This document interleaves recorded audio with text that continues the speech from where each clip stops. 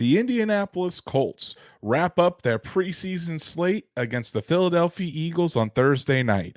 So, what are we expecting from Anthony Richardson and the rest of the team? And what's the latest on the Jonathan Taylor situation? Let's talk about it. Welcome to the Horseshoe Huddle Podcast presented by Fan Nation on SI.com, part of the Fans First Sports Network. My name is Andrew Moore, and I'm joined here by my fellow writer, analyst, and co-host of the Horseshoe Huddle Podcast, Drake Wally. Drake, we had our episode just a couple days ago. We're on a new night tonight because the Colts play tomorrow night against the Eagles. So we're getting in our show a day early to preview the matchup. But hey, it's the final week of the preseason, and Colts drama is at an all-time high. How are you doing, Drake? It's good to see you, buddy. I'm doing really good. I'm ready for the end of a few things. I'm ready for the end of this ridiculous drama that is becoming literally the off-season story of the team, almost more than Anthony Richardson being drafted. But I'm also ready for the end of the preseason. I'm ready for some regular season football. But, hey, we still got one more left to talk about, and a little bit of spice happened between these two teams that we get to talk about. So it might be a little bit more than just a preseason game for some of these guys when they take the field tomorrow. Right. And it's more of a dress rehearsal too. The Colts starters are likely to play the most they played all the preseason. So kind of getting them into the swing of things, because this is the last time we will see them on the field before week 1 in Jacksonville. Stats Matt is our first comment tonight. He says, too much to talk about, so little time. Might as well make it a 2-hour show with no Shad and the Saddle Up show after us. So that's why we were going to do this so early, is because Shad's Saddle Up show is usually at 7. He can't make it tonight for his show, but I don't know about 2 hours, but we've got plenty to talk about. Good to see you. There's enough to talk about for 2 hours, though, in your defense, Matt. Yeah, we 2, 3, 4, we could keep on going, but we got Terrell in here as well. The nightly super sticker by my wife, Danielle Moore, going with a $5 super sticker this time. So really, really appreciate that. And she also says not 2 hours. She does not want me to be on the show for 2 hours. The wife and I need to hang out and enjoy each other's company this evening. Fair. Josh says, let's go Colts. It's great to see you here, Josh. Greatly appreciate you tuning in. But guys, we got plenty to talk about Colts versus Eagles, Anthony Richardson, the latest on the Jonathan Taylor trade situation, and everything in between. But before we do that, please go follow us on all of our socials, like Horseshoe Huddle on Facebook. Follow at Colts on FN on Twitter, and subscribe to the Horseshoe Huddle YouTube channel. Hit that bell so you know whenever Drake and I are going live, whenever Shad does go live with the Saddle Up show, so you never miss an episode. And then if you can't catch us live, Apple, Spotify, Google, wherever you listen to podcasts, we're on there as well. So make sure you subscribe, give us a 5-star review, and that's where you get to listen to all of our episodes of the Horseshoe Huddle Halftime, our audio-only episodes. So, and then one last thing before we really dive in. You guys, if you've been following along with us, you've known that Bleacher Report has graciously came to us and asked us to be a part of their post-game live streams on the Bleacher Report app. We are doing that once again tomorrow night, immediately following Colts Eagles. We're going to be live on the Bleacher Report app. Drake and I will be giving our instant reaction to the game. So make sure you download the Bleacher Report app, follow the Indianapolis Colts, and follow Drake and I on there as content creators, and you can join in the conversation immediately after the game ends. So, Drake, without further ado, let's dive into it. Colts versus Eagles preseason finale tomorrow night, 8 o'clock Eastern on Amazon Prime Video. So we're going to get Al Michaels and Kirk Herbstreit calling the game. The only time they'll be calling a Colts game in the 2023 season, because the Colts, as of right now, have 0 primetime games. So we won't be seeing much of them calling Colts games this year. But obviously, there's a lot of a lot of similarities between these two teams, right? Shane Steichen coming over from the Eagles. Nick Sirianni was the former offensive coordinator for the Colts before he got his job as the head coach of the Philadelphia Eagles. Similar quarterback styles with Jalen Hurts and Anthony Richardson, and there's many more. So this should be a really interesting matchup and a good gauge for the Colts to see where they stack up against the team that made it all the way to the Super Bowl last year. Yeah, and in recent years, we've seen the Colts and the Eagles really have a lot, intertwined. First they get Reich, and then now they've got Shane Steichen, and then these kind of like these brawls happen at practice. So you've also got two very good, I think, defensive fronts that are going to be playing each other, and like you said, you've got a couple of really, really good quarterback, one really good quarterback and a quarterback who's really trying to make a name for himself, and Anthony Richardson, both guys kind of similar in their build and the way they play. I think that it could be pretty exciting for the time that those guys are out there, and the time that the ones are out there. And especially with a little bit of attitude that's kind of been, laying over from earlier in the week. But yeah, I'm excited to see it. I'm excited to watch definitely the ones and just kind of see how they stack up against a really good Eagles defense. Yeah, and of course we're going to start out with Anthony Richardson because that's where all eyes are going to be early on in this contest. Shane Steichen did come out and say that Anthony Richardson would be starting against the Philadelphia Eagles tomorrow night. He didn't say exactly how long he would play. My guess would be it'll be at least a quarter.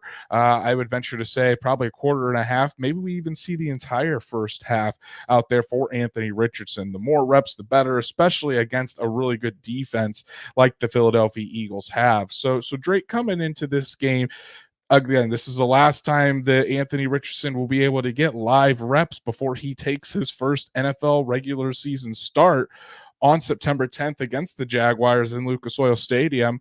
What do you want to see from the rookie quarterback there in Philadelphia, and really, what would you classify as him having a good night? Well, I think I can't remember. I don't have it pulled up here, but he was 7 for 12 against the Bills, or 7 for 13. He was kind of like 7 for 12. So he was like in the high 50s. I want to see a little bit better accuracy. No strong arm balls. And what I mean by that is the one that sailed over McKenzie's head. Okay, so none of that. Try to limit that. It's going to be interesting to see him try to do these things I'm about to say against a defense like Philly. But I will say I want to see continued natural pocket presence.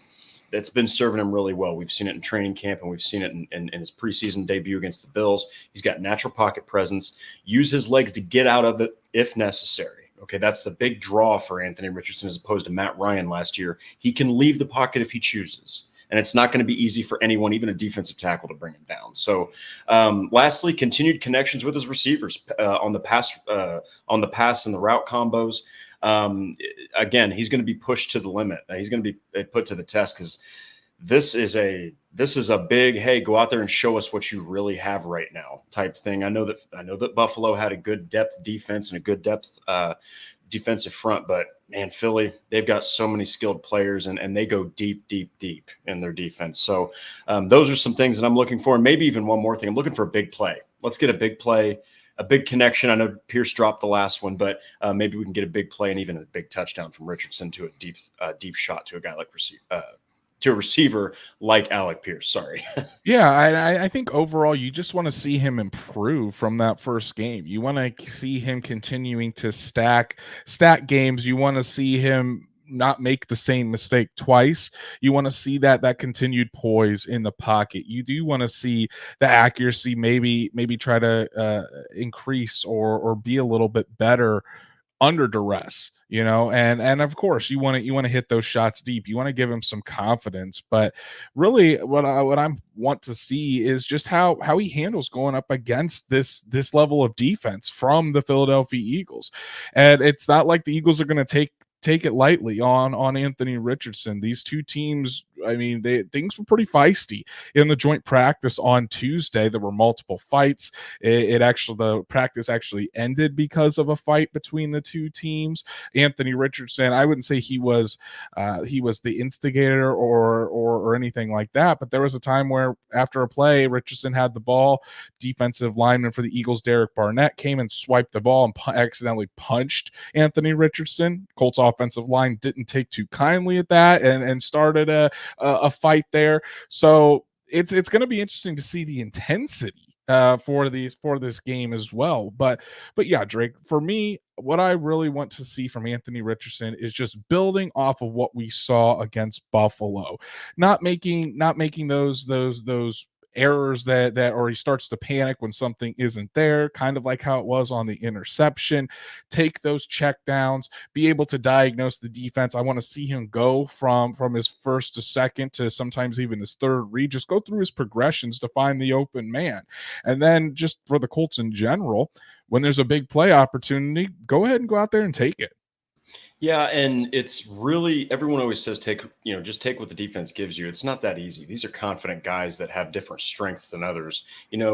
Richardson's going to need to learn that you're just not going to be able to make every throw on the run outside of the pocket, twisting your body. You're not going to be able to just throw it as far down the field as you can, which he's been doing that stuff in training camp. So he's going to need to take those checkdowns. He's going to need to take those shorter routes, because I think that Philly's going to know that they have the advantage on the defensive front. Probably don't need to bring a lot of blitzing this time. And you can just sit people back to interrupt those passing lanes, force Richardson to beat you out of the pocket with a defensive line that's probably better than the Colts offensive line, if we're being totally honest. So that's definitely something to look out for. I just think it's a great test for him. And I'm excited, actually, that Anthony Richardson, even if he struggles a little bit, I'm excited he gets to face this level of competition before going to, into week one to face a divisional opponent. Now, what are your expectations for number 5 out there? Obviously, going up against a tough defense in the Philadelphia Eagles, and really only his second experience in an NFL game. So, what do you expect out of the rookie quarterback, Drake? I do expect him to, kind of going right back to what I just said, I think he's going to struggle a little bit, just because it's not just the defensive front. We're talking good linebackers, talking good corners. I mean, they have a complete defense in Philadelphia. So I think that he could struggle against that defense a little bit, and he's going to have to find his rhythm. I expect there's going to be deep shots to potentially even open up the ground game. In a little bit of reverse. I know a lot of people talk about run the ball to open up the pass. Well, you can do it the other way too. And you need to get Philadelphia away from the box. So I don't think the Colts have shown that they can block adequately yet in the running game, especially not against a team like Philadelphia. So I think they're going to do the reverse. They're going to open up the run by throwing the ball downfield. But you also might see some passes sail. You might see some passes get underthrown, because he's still working out these mechanics. And you go from playing to sitting, which again, he had a bunch of joint practices with the Bears. But you go from playing to sitting in a game, and then he's back out there practicing again against the Eagles. But I'm looking for him to get some momentum again before he goes into that lull period right before week one against Jacksonville. So I do expect them to try to open up opportunities for him to use his legs by throwing that ball downfield. I would agree. And for me, my expectations, again, it's not going to be perfect. He's going to have ups, he's going to have downs, but you want to see him correct those mistakes, not make the same mistake over and over again. So the Colts are going to have to get a little bit creative. Of course, they're not going to show their entire offense by any means for a game that doesn't even matter. But this defense is going to try to really test Anthony Richardson. You can expect some pressure coming off the edge to make him get rid of the football quickly. And we'll see how he adjusts to that. He seemed like the more reps he got in the game against Buffalo, they were certainly bringing pressure his way. He got used to that, and he was able to correct that and move forward and make some plays against the Buffalo Bills defense. So I would expect about the same against the Philadelphia Eagles. You can expect more reps, more drives, more series, more playing time for Anthony Richardson, but it's going to be a good experience, and it's going to prepare him for what life is going to be like on Sundays each and every week, going up against that high quality defense that the Eagles do have. And Stats Matt says right here, the duo of Jalen Carter and Jordan Davis scares me to death. That kind of gets us into our next point, Drake, and we're definitely a matchup that my eyes are going to be glued to, especially when the starters are in, and that's the Colts offensive line against the Eagles defensive line. Eagles defensive line is scary good. They had 70 sacks last year, almost double the amount of sacks that the Indianapolis Colts had in 2022. According to Nate Atkins of the Indy Star, a good friend of ours, who was reporting live from Eagles Colts joint practice on Tuesday, the Eagles defensive line was giving the Colts offensive line some fits. Now, Will Fries did not participate. He's still dealing with that calf injury. I would say it's probably unlikely he plays on Thursday night, but Ryan Kelly was back, kind of rotating with Danny Pinter. Quentin Nelson was still in there, but this Colts offensive line is going to have their hands full with this Eagles defensive front. Yeah, and our Josh Sweat, Brandon Graham, Javon Hargrave, and Hassan Reddick, are they all still with? Javon Hargrave is with the 49ers now, but with Hassan Reddick, Josh Sweat, and Brandon Graham, all three of those guys are defensive ends and edge rushers for the Eagles.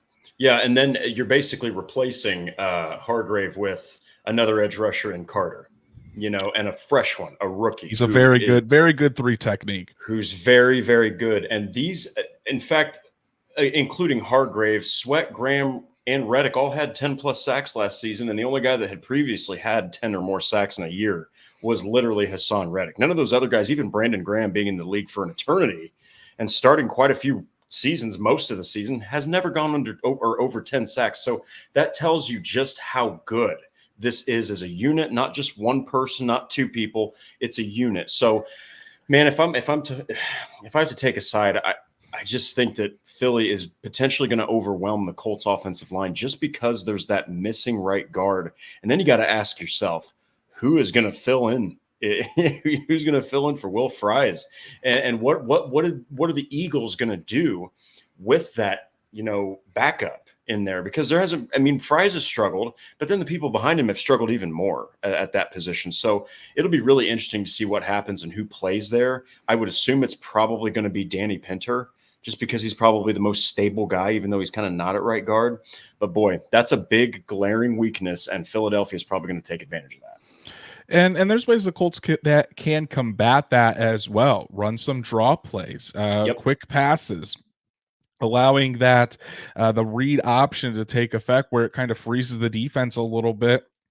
And Anthony Richardson can either hand it off or keep it himself. But there's different ways that you can combat that. But I think just the Colts just need to know going in that that's going to be one of the top priorities for this Eagles defense, is really trying to create pressure, not only on Anthony Richardson, but testing this Colts offensive line to see if they can hold up, which so far when the starters have been in, it's been pretty decent. Oh, so I will admit that, but that second unit really hasn't shown anything or shown enough for us to be really comfortable with what they can do. So it's certainly going to be an area that I know the Colts are going to focus on, and they're going to have to really be on their A game against a really tough Eagles front.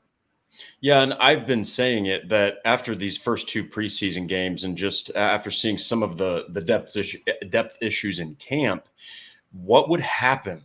God forbid if one of the guys can't play, even if it is Will Fries, you're going to have a target painted right in that gap on the offensive line. So here you go, Colts. You've got this exact situation we've been talking about. The time is now to show that depth is not too weak to sustain an entire game, or at least an entire quarter of blocking against the first team defensive line. So you got to put up or shut up. How good is that depth? Those first two games don't matter anywhere near as much as this incredibly good team that they're going to be playing. So we'll have to see how they combat that. Right. And another matchup that's going to be real interesting to see, just to kind of gauge things, Colts wide receivers versus the Eagles defensive backs.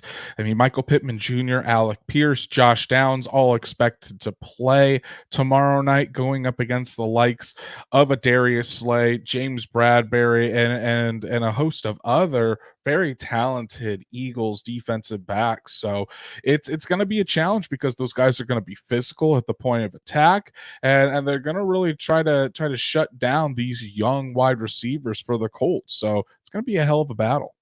Yeah, and everyone knows Slay. Everyone knows Darius Slay, but a lot of people don't talk about James Bradbury enough. I know that he got absolutely burned on one play that circulated around Colts Twitter a million different times. But look, the guy is a good defensive back. Okay, he's a good defensive back. So there's a reason Philly kept him. So I'm excited that Anthony Richardson gets to play this caliber of defense. I'm also excited that Alec Pierce and Michael Pittman have to play the likes of those two defensive backs because they need to play difficult competition to see how they kind of build that chemistry against a difficult team with Anthony Richardson. So this is a test mostly for Anthony Richardson above all, but it's a test for the whole team because it's a new coach, new system, new quarterback. A lot of stuff is new. So this is a test for the whole team, and you're doing it against a team that was this close to winning the Super Bowl last year, and they really haven't lost that many pieces. They haven't, and I think it's going to be really, really interesting to see because we did see Alec Pierce burn James Bradbury in one-on-ones. Is Alec Pierce going to be able to do the same thing in a live game action? Michael Pittman going up against Darius Slay, who Darius Slay is a Pro Bowl cornerback. This is a big test for Michael Pittman to show he can go toe-to-toe and possibly be a wide receiver one, a true wide receiver one that people think he is, or enter that category across the league. And then you have Josh Downs in the slot, who is pushing to really be the starter at the slot position over Isaiah McKenzie. How can he get involved? So just there's this game. While it's a preseason game, there's just a lot of interesting matchups all the way around that, especially for the Colts, just test where they're at, test how these players are progressing and what they need to do to kind of reach that same level that the Eagles are on currently. And it's been kind of nice that they've faced a tough defense like Buffalo, and then you face a hungry defense like Chicago, albeit not as like complete as Buffalo, but now you have to face the defense, one of those teams that can constitute having a solid type of defense in Philadelphia. So, hey, the competition's been high level for the Colts, even with the depth pieces. But this is definitely the toughest game, and I'm really happy that it's happening. I think that it's going to test this young team on all three sides of the ball: special teams, defense, and offense. Special shout out to Stormy Helbrook for the $10 super sticker there. Heavy hitter. Really, really appreciate it, Stormy. So she joins Danielle as our 2 super stickers tonight. Really, really appreciate all your support as always. It means a lot. And you've raised a great son, if I might add, as well, Stormy. So Drake, that we haven't really talked about the Colts defense, but it could be possibly the Colts defense faces the biggest challenge of them all, with the Colts defensive backs in the group that includes Kenny Moore, Darrell Baker Jr., Dallas Flowers, going up against a wide receiving core of the Eagles that is stellar. A.J. Brown, Devontae Smith, Quez Watkins. There's a lot of heavy hitters in that wide receiver group for the Eagles, and if joint practice is any indication, the Colts are going to have their hands full with that group. Yeah, and then it's like you've got Juju Brents, and I know Darius Rush. I think that he's still questionable. So you've got like guys like Dallas Flowers, Darrell Baker Jr. They're going to probably be out there playing. I'm assuming that I don't see Kenny Moore's name on here, so on the injury report. So I'm assuming he's going to be playing as well. So Correct. Boy, oh boy, you've got arguably one of the most raw young secondaries in the NFL, maybe even the most raw young secondary. And you go against guys like Smith, guys like Brown, guys like Dallas Goedert. I mean, that's a lot. And this is a team that also uses their backs very well out of the backfield. Kenneth Gainwell might be the dude this year. He's probably going to take over as that running back one. So it's like they got a lot of weapons they got to deal with. And again, I'm going to say it over and over. It's so good for the Colts young players that they have to face this type of competition because they really don't get any better than this kind of wide receiver core. I mean, tight end, wide receivers, quarterback, this is one of the best in the NFL, period. So it's good that the Colts are playing the Eagles. Yeah, and I mean, you mentioned it, Daryl Baker Jr. going up against a guy like Devontae Smith. It's going up against the best. Patrick says here, the CFO of Horseshoe Huddle. Good to see you, buddy. Patrick says, for as impressive as Daryl Baker Jr. has looked in camp, he's going to get torched by the Philly wide receivers in front of everyone. So, I will say this, Patrick, to kind of defend Daryl Baker a little bit. Yes, Devontae Smith had a hell of a practice on Tuesday and made some very, very good catches with Daryl Baker Jr. in coverage.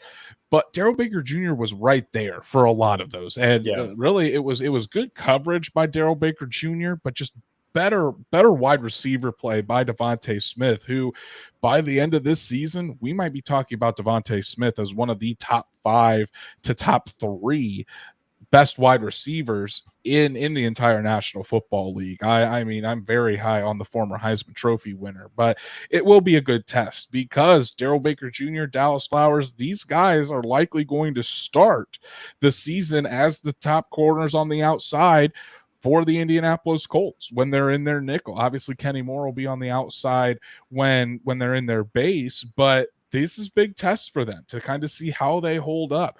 We've seen A.J. Brown dominate the Colts for years. Devontae Smith certainly had a good game last year against the Colts. So it's time to kind of see what you're worth. And again, a very good test for the Indianapolis Colts and this young team that they're building.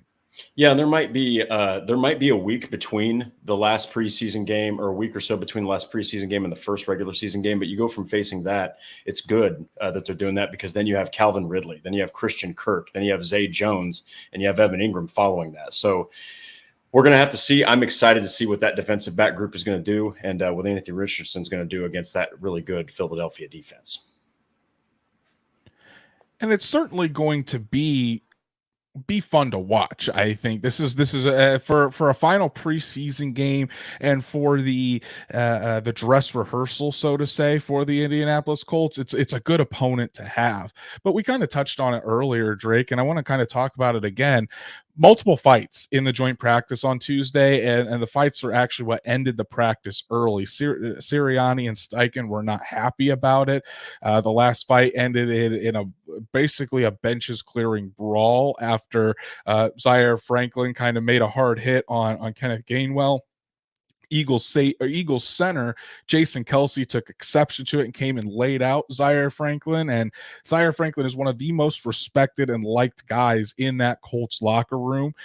So when that happens, it's going to be a fight. So pretty much the entire teams from both sides got into it, and that's what ended practice. So that being said, Drake, do you think these fights boil over into this preseason game, or do you think that's just really, really intense practice kind of fights there, and we won't see this moving forward? Well, Jason Kelce later on said that he really respected Zaire Franklin and that he felt bad for doing that. Then you got Darius Slay is showing the Colts rookie defensive backs some techniques. I mean, there's respect there, but you also have Zaire Franklin saying, I wish the OGs would have looked at me in the face. Maybe I'll get an opportunity to look them in the eye on Thursday. Then you have Kenneth Gainwell saying, well, we kicked their expletives, which is a different word for butt. And then you've got Dio Dengbo, who had the ultimate quote of the week, something about number 62 that you should all go look at. It's so funny. But like, good Lord, there's a chance that it doesn't, is what I'm saying. But there's also a chance that it does boil over. I would say there's 100% chance that it does a little bit. I think there's going to be a little bit of attitude on that field. Dio Danglo said basically Jason Kelce was a female dog, so that was a pretty funny quote to see. Stats Matt says might be some jawing, but nothing major. That's kind of where I'm at. There's going to be trash talk, but these teams know that they can't be doing that when they're actually on the field during a game. I don't think any smart player is going to risk being suspended for a regular season game just to get his licks in a preseason game. So I would expect it not to really be of question or be anything to cause for concern. But I definitely think it'll be a little bit more more of an intense preseason game than we normally see. Want to give you guys an update on the injury list of guys that are returning from injury. DeForest Buckner practiced in full on Tuesday. He was out there back in the middle of the defensive line next to Grover Stewart, so good to have Defoe back. Ryan Kelly made his return on the Tuesday as he recovers from his foot injury.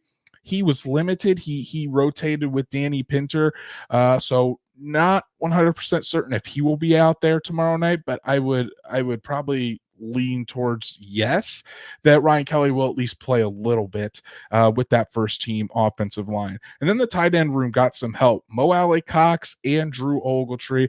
Mo Alley Cox was dealing with a hamstring injury. Drew Ogletree, a shoulder injury. Both of those guys were back and practicing on Tuesday. So a very beat up tight end room. Drake just got some help back, but we're still waiting on Jelani Woods to return. Yeah, that's the big one. But maybe what was it? The hot streak of bringing in so many free agent tight ends, right, can finally come to a conclusion. It's despite everything I've said about Mo Alley Cox and his value and his contract, whatever, he is the veteran of the tight end group. Okay. He's been with the team 6 seasons. All right. So it's good to see him back. I think Anthony Richardson could really use a guy like that from the tight end group. But man, I'm really excited to see Andrew Ogletree back. That's a guy that, he had an injury that removed his entire year last year, and he's been showing out at camp. I'm excited to see him play in the preseason and against a great defense. Maybe he'll make some big plays out there. All right, Drake, outside of Anthony Richardson, because we all know all of our eyes are going to be on Anthony Richardson every time he steps foot on the field tomorrow night. Oh, yeah. So outside of Anthony Richardson, give me one player that you're going to be watching to see how they perform, whether it's bounce back, see if they can continue strong performances, whatever. What's that one player you're zeroing in on tomorrow night? Well, since it's preseason, it was even harder to pick this one since so many different bodies are playing and rotations are happening. But Blake Freeland stands out to me. Okay, this is not to go in on the youngster. I understand he's only played 2 games. You got to give him a little bit of a break. But this is where he's struggled against competition that's not as good as what he's about to face. Okay, I want to see him make some strides. He improved a little bit against the Bears, okay, but he did have that allowed sack that turned into a fumble. Luckily, he fell on the ball. So I'm looking for him to play a clean game. Don't let your quarterback get hit. Don't allow a sack. Avoid a sack. You can let a guy through as long as, whoever's playing quarterback can get away. That's fine. Just hold your blocks long enough to not allow a lot of pressures, a sack, or a fumble. He just has to continuously try to improve a little bit by a little bit as they get closer to the regular season. Blake Freeland could definitely use a big game or just a good game in It'd general. Be nice. It'd be nice to see that from the 4th round pick out of BYU. For me, I'm going to be watching Darrell Baker Jr. He's performed very well throughout training camp. Now this is his biggest test yet, going up against Devontae Smith and A.J. Brown. Is he going to be able to get some revenge on Devontae Smith from Tuesday in joint practice there? We'll have to see. But this is going to be a really big test for the undrafted cornerback out of Georgia Southern, who is now possibly the best the cornerback 1 on the outside for the Colts. So Darrell Baker Jr., really want to see him put that strong training camp into use against one of the best wide receiver units in the league. So Drake, I think we're talking about all of that. We're definitely excited about this preseason game. It's number one, just because of the quality of opponent, and it's a real test and a gauge of where the Colts are right now.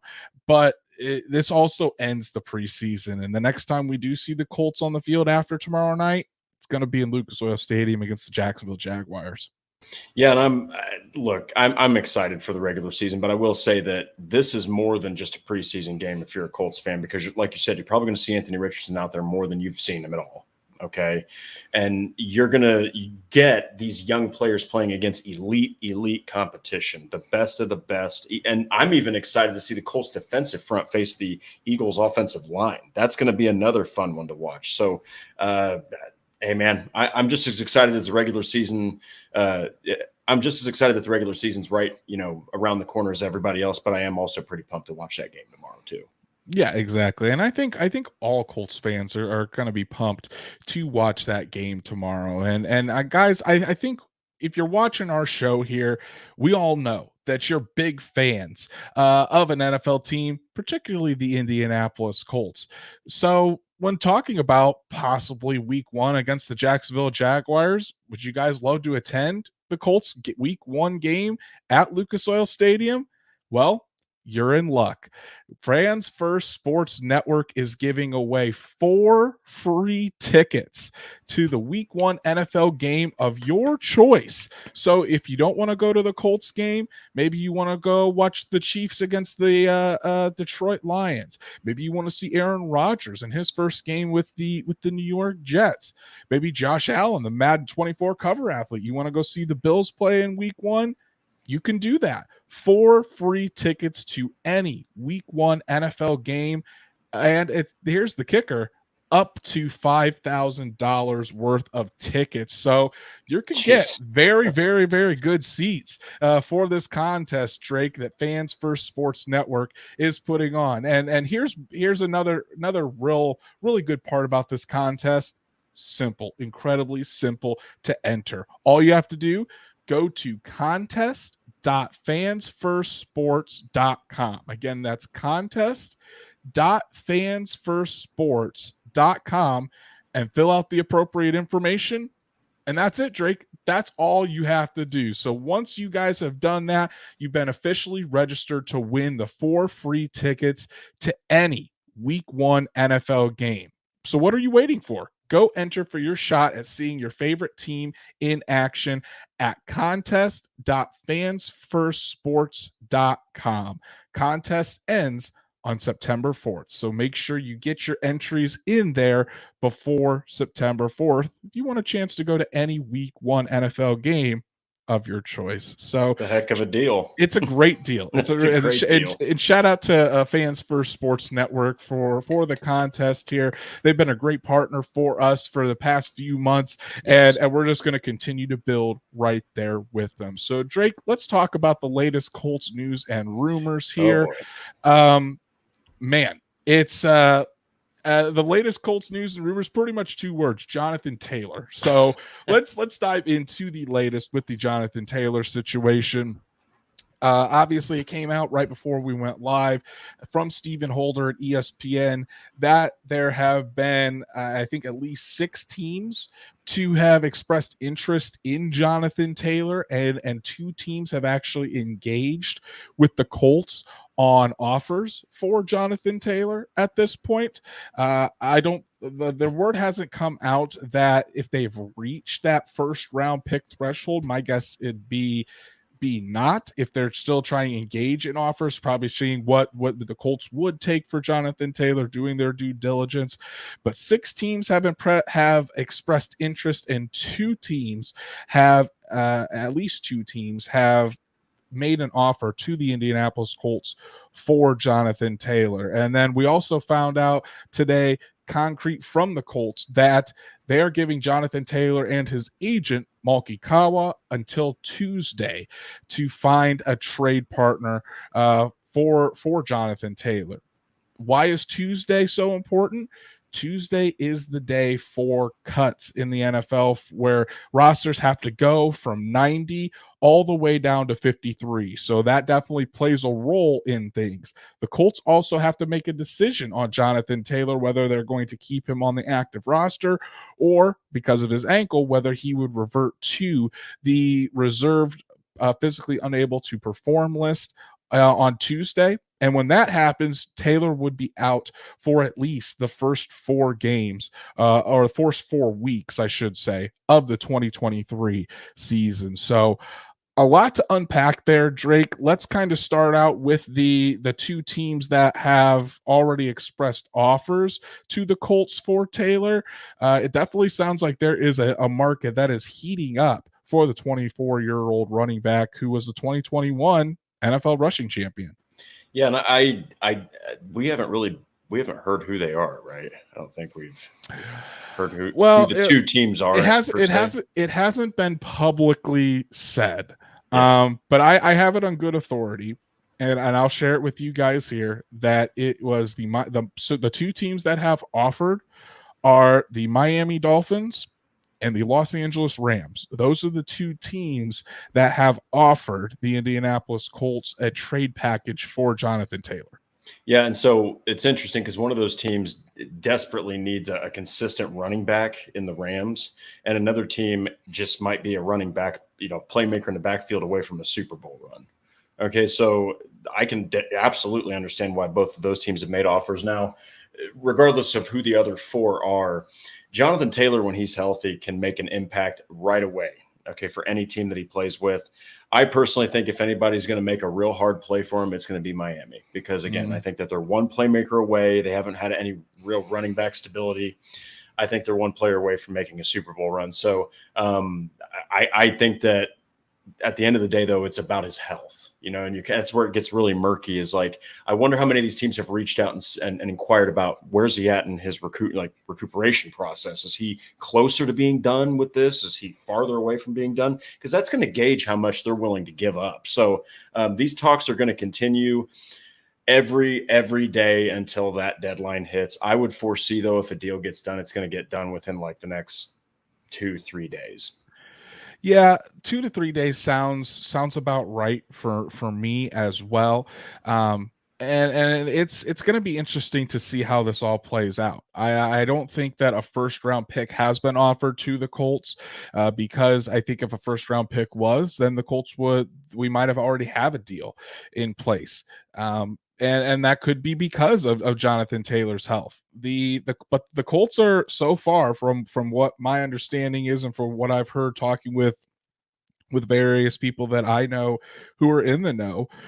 As of right now, the Colts are not willing to come off of that first round pick or a package of picks equivalent to a first round pick. They are standing very, very firm on that asking price. And basically if a team isn't willing to come up to that asking price, then there really isn't a conversation to be had. That's what I've heard behind the scenes, what's going on.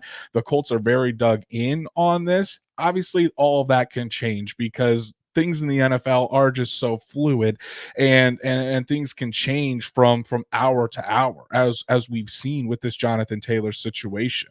And I even put out a piece kind of that was yesterday on Tuesday, detailing the entire situation of how things are difficult for Jonathan Taylor to really find what he is looking for, and from the Colts side, why the Colts are allowing Jonathan Taylor to go do this, why they are setting such a high asking price for him. Because guys, at the end of the day, their relationship right now, I'll be honest, is very bad between Jonathan Taylor and the Colts. They have been farther apart than ever at this point. But at the same time, the Colts still would rather keep Jonathan Taylor and eventually work out an extension. Not saying that's what Jonathan Taylor wants right now, but the Colts would prefer to keep Jonathan Taylor, allow him to get healthy, see what he can do in Shane Steichen's offense, and then move forward with a long-term extension. But if there's going to be a team that is willing to offer the high price that the Colts are putting out, and that's the reason why they put that high price out there, is because they preferably wouldn't want to trade Jonathan Taylor.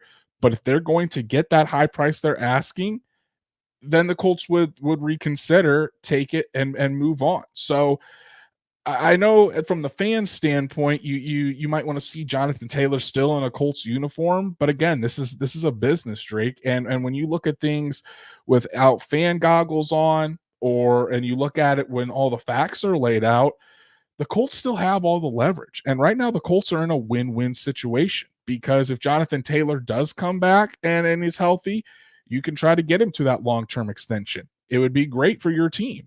If not, and some team does agree to spend a lot of draft capital to get Jonathan Taylor, you're going to get a lot of draft capital for that, which is a Colts love.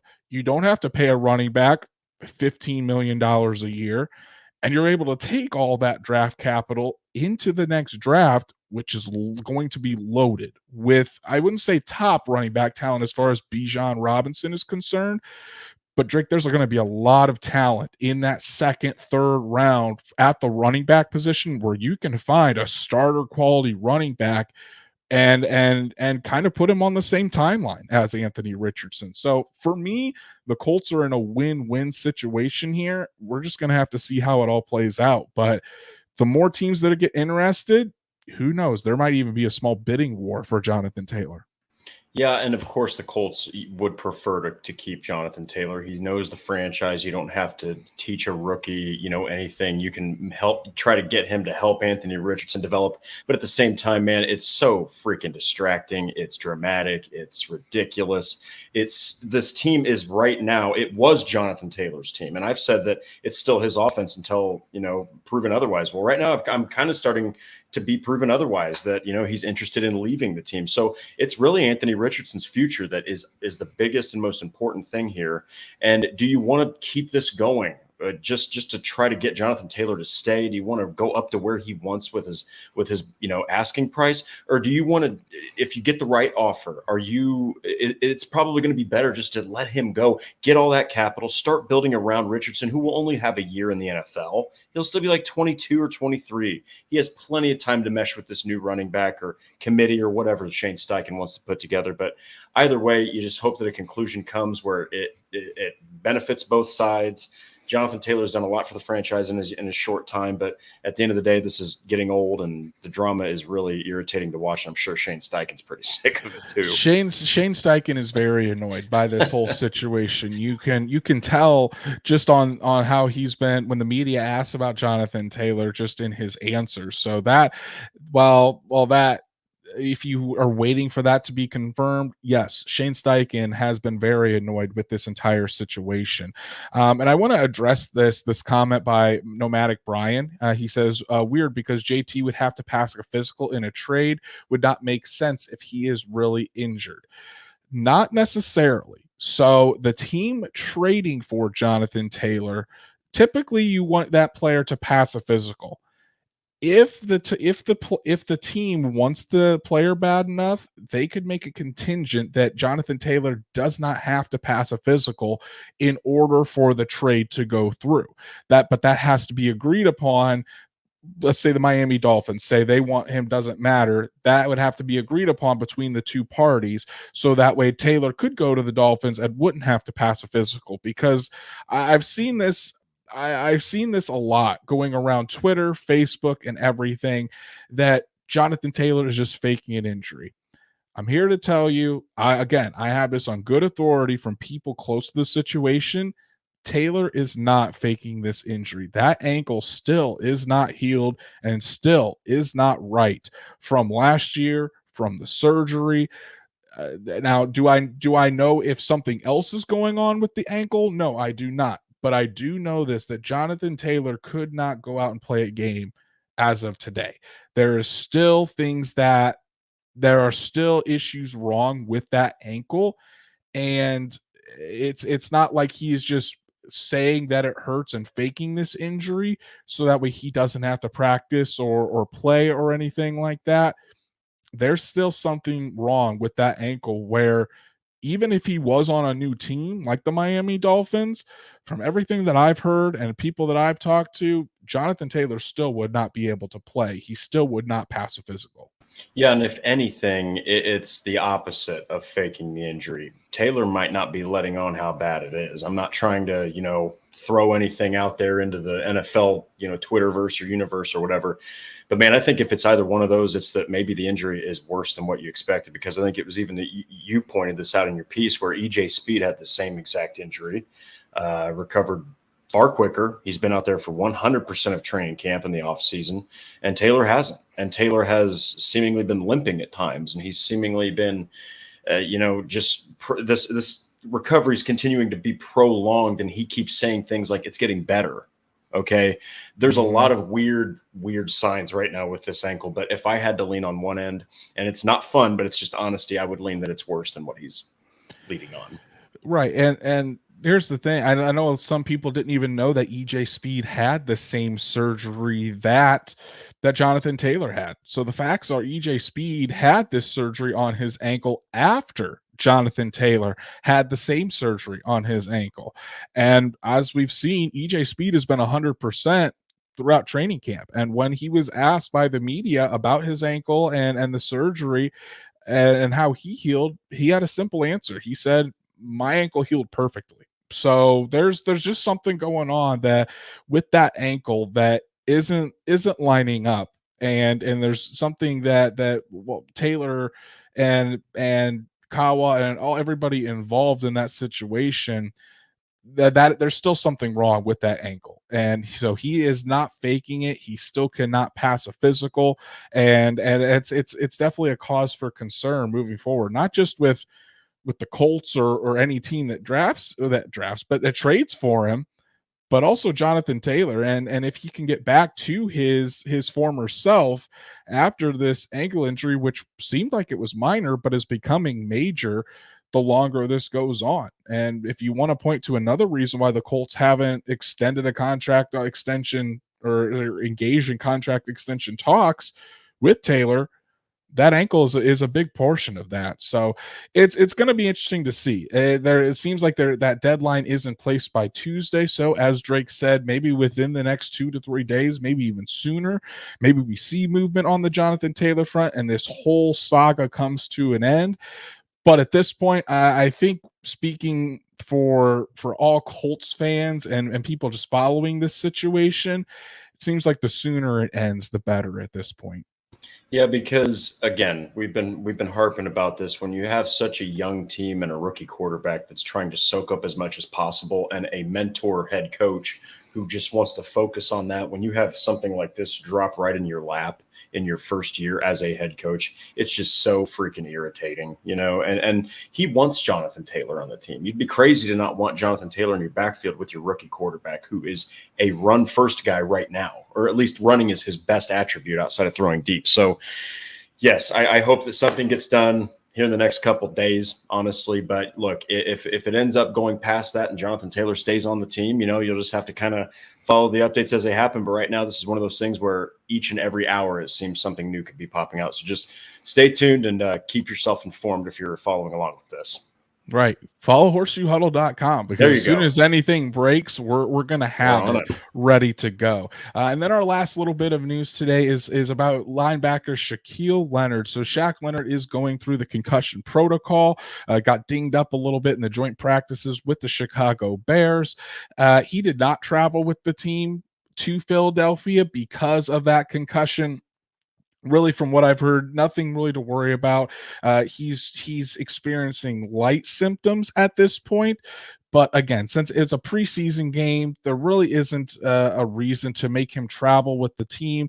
And concussions, it's more about just rest, recovering, and making sure that his brain gets healed up. And with still a few weeks before the regular season, that's what's most important is making sure number 53 is healthy and ready to go when week 1 rolls around.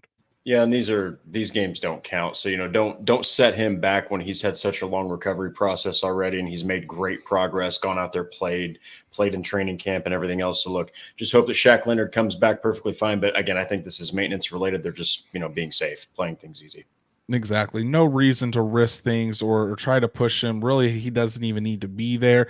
Let Shaq get healthy, let Leonard get healthy so he can bring that energy to that Colts defense week 1 against Trevor Lawrence and the Jacksonville Jaguars. So that's our show for this evening, guys. Really, really appreciate everybody tuning in. Want to give a special shout out to my wife, Danielle Moore, and Drake's fantastic mother, Stormy Helbrook, for the super stickers tonight. You guys are really, really appreciated, and we appreciate all the support from everyone that joined into the conversation here tonight. If you haven't done so already, please go ahead and follow us on all of our social medias, like Horseshoe Huddle on Facebook. Follow at Colts on FN on Twitter, and subscribe to the Horseshoe Huddle YouTube channel. Hit that bell so you know whenever Drake and I go live, whenever Shad goes live with the Saddle Up Show, because you never want to miss a live episode to join in on the conversation.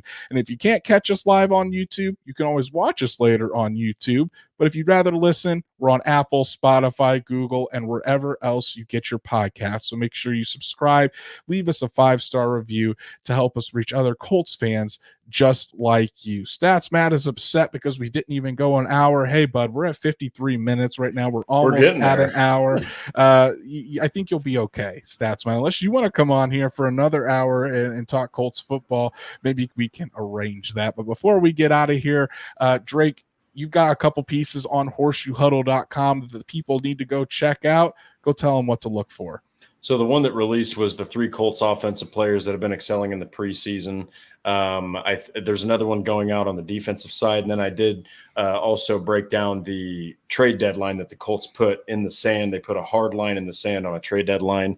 So go look at if you're curious about learning more about that, go check out that piece.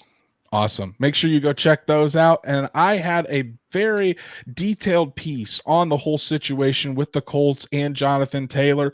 Why exactly the Colts granted Jonathan Taylor permission to go seek a trade, from everything from how it's difficult on Jonathan Taylor's end to how the Colts are really in a win-win situation here. So make sure you go check that out on horseshoehuddle.com. You can follow Drake at DWalsterDrake on Twitter. You can follow myself at Andrew Moore NFL. And I guess I shouldn't say Twitter. It's now X. So you can go follow us on X. Go follow us on X at those ats on your screen. And we will be back tomorrow night on the Bleacher Report app to give our live reaction right after the game. So make sure you download the Bleacher Report app and follow us on there. Follow the Colts so you can join Drake and I in the conversation there. But as for the Horseshoe Huddle podcast, we will be back Monday night to break everything down and possibly give some roster predictions on who we think is going to be on that 53-man roster for the Colts in 2023. So until then, everybody, enjoy the Colts versus Eagles battle. Enjoy the rest of your week and have a great weekend. We'll be seeing you.